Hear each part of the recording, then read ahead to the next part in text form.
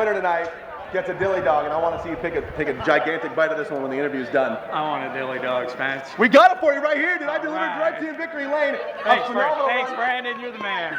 You were a vapor trail tonight, my friend. A dominant performance. In a season where you've been dominant, this was an incredibly dominant performance. You were lights out good tonight.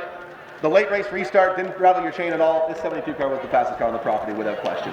Well, I mean, we like to think it is, but Joe Adams, he had a fairly strong car at the beginning of that run. I don't know what happened on the front straightaway there. All kind of heck broke loose, but we managed to avoid it with a little bit of damage and put us in a position to start the race again on the outside, and we made it stick out there. I don't know, later in the run there, the car started getting really loose, and I was just kind of holding on for what I could, and we were lucky enough to have a big enough lead that we didn't have to push the issue too much. Now I got to ask you about that early race caution on lap 1 or 2 or whatever it was, because it seemed as though you were right dead set in the middle of all these cars spinning. How much of that did you see from behind the wheel of the 72 machine? All I saw was a 46 sliding across the front of me, and I just thank God, I guess he had enough momentum to carry himself away from me, and I just managed to get through there, and I got into the back of the 36 a tiny bit, but that was pretty much a harmless thing. I don't know what happened to him, but unfortunate for those guys, but good for us.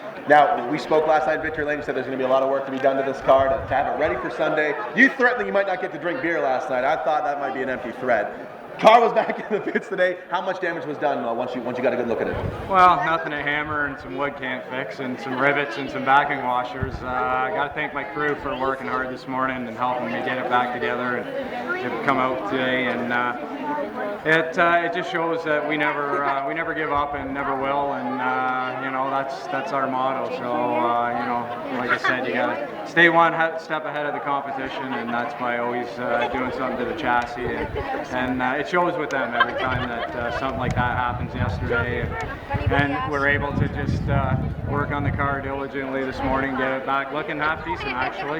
Now, in a season where you've compiled all these victories, you've led the points from opening night, is it safe to say this is a dream year for the 72 team?